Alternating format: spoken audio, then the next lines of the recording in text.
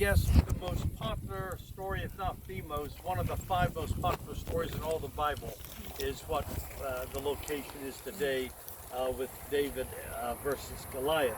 Philistines are coming back from over this way, this mountain area.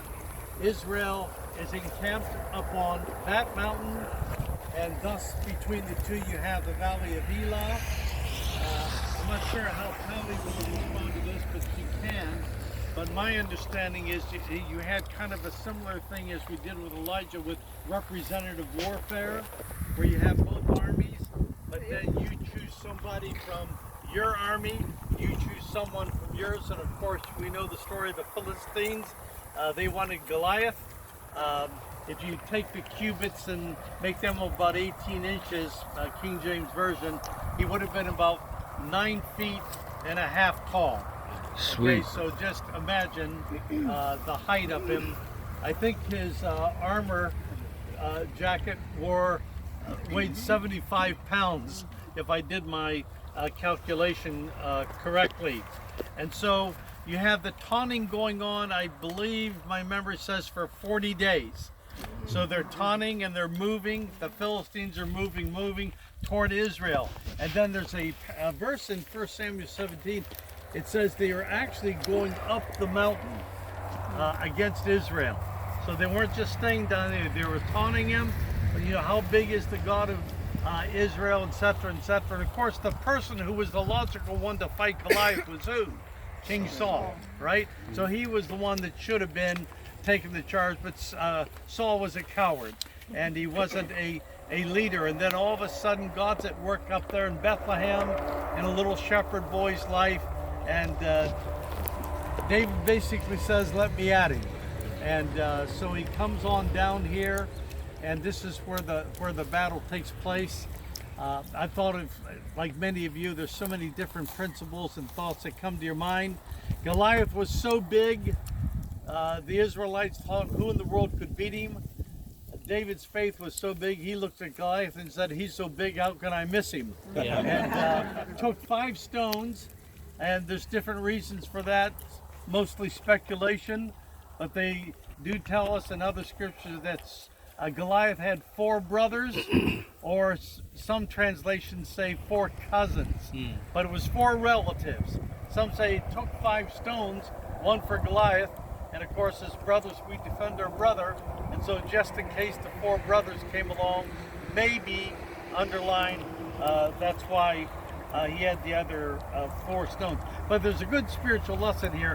When the enemy taunts you, as he does, he taunts all of us, right? And as you tolerate the giants in your life, sooner or later they take over your territory. They're not content to stay back here.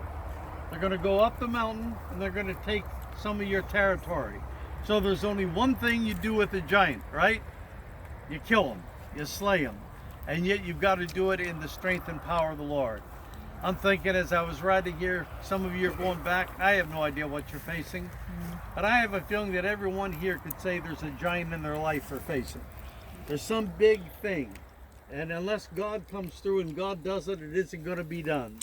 You can be going back to a marriage that maybe isn't the most biblical marriage or happiest marriage. It can be going back with children who aren't walking with God. It can be going back with grandchildren. It can be going back to a boss.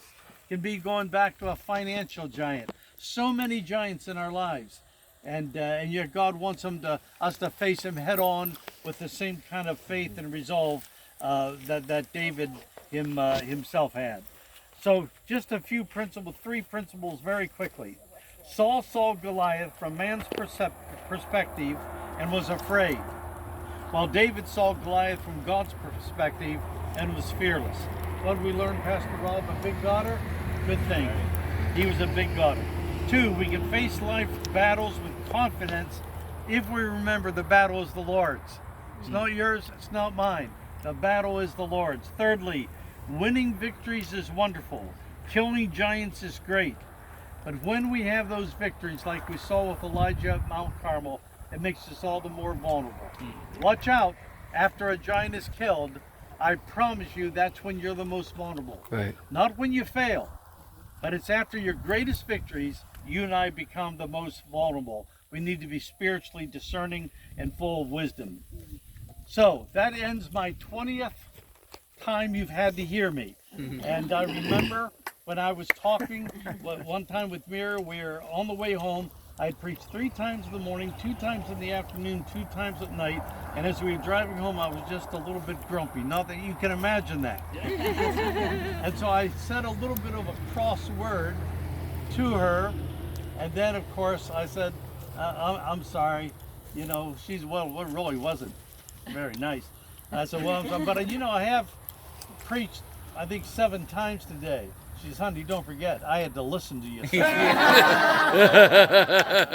had to listen 20 times, right? Touche. Now, we've got the Sunday school teachers. Katie, you going to lead us? Come on, Katie. You and Joe.